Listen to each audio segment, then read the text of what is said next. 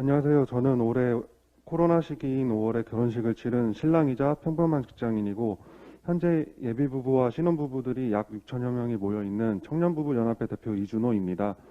저희는 코로나 시기에 결혼식 문제로 하나둘 모여 소통하기 시작해 현재는 주거 문제, 출산과 육아 문제, 자녀 문제에 대해 다양한 의견을 나누고 있었습니다. 그러던 중 이렇게 좋은 자리를 마련해 주셔서 감사드리며 청년부부연합회를 대표해 말씀 전달드립니다.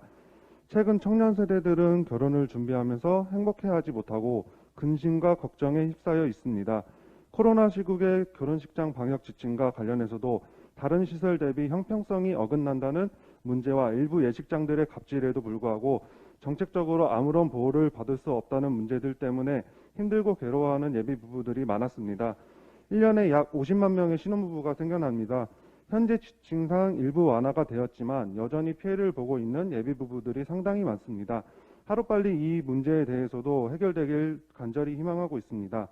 저희 청년부부들이 모여서 고민을 나눌 때 그 고민에는 한 가지 공통점이 있습니다. 그건 바로 현실을 모른 채 시행하는 잘못된 정책으로 인해 수많은 부작용을 감당하고 있다는 것입니다.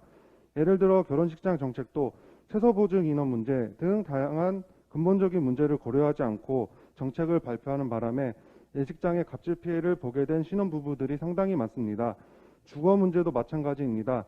정부에서 현실을 모르고 발표한 수많은 부동산 정책의 결과로 인해 집값은 청정부지로 치솟았습니다.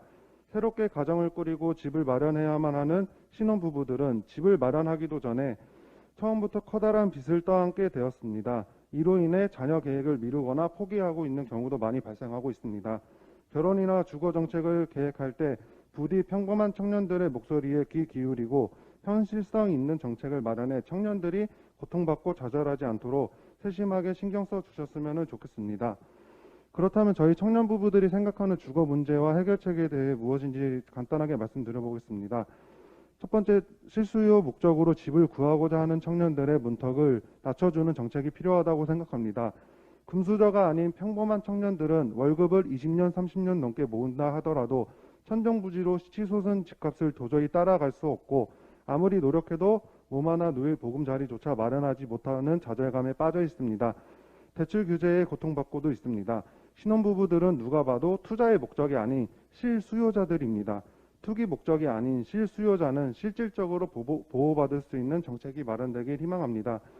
두 번째, 신혼부부 주거 정책이 현실적으로 바뀌어야 합니다. 신혼부부 특별공급의 연소득 기준이 터무니없는 바람에 맞벌이 부부에게는 그림의 떡이나 마찬가지입니다. 또한 신혼부부들은 집이 없어서 아이를 낳기 어려운 것인데 정부에서는 아이를 먼저 낳아야 청약 우선순위를 준다고 말을 합니다. 이러한 순서도 바뀌어야 된다고 생각합니다. 무엇보다 정부가 주거 정책을 펼칠 때 청년 세대에게 아이를 낳으면 집을 주겠다는 식으로 등가성의 문제로 접근하지 않아 주셨으면 합니다. 아이는 집을 대가로 얻는 재물이 아니라 행복의 결실로서 존중받아야 된다고 생각합니다.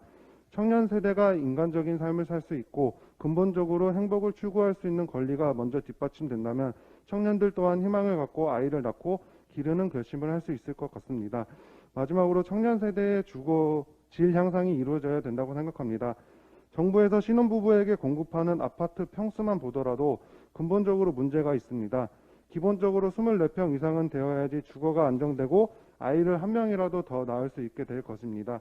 하지만 턱없이 좁은 평수에 거실과 방조차 제대로 갖춰지지 않은 환경에서 아이를 키우는 것은 적합하지 않다고 생각합니다.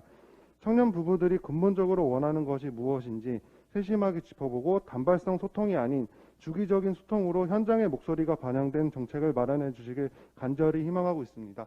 감사합니다.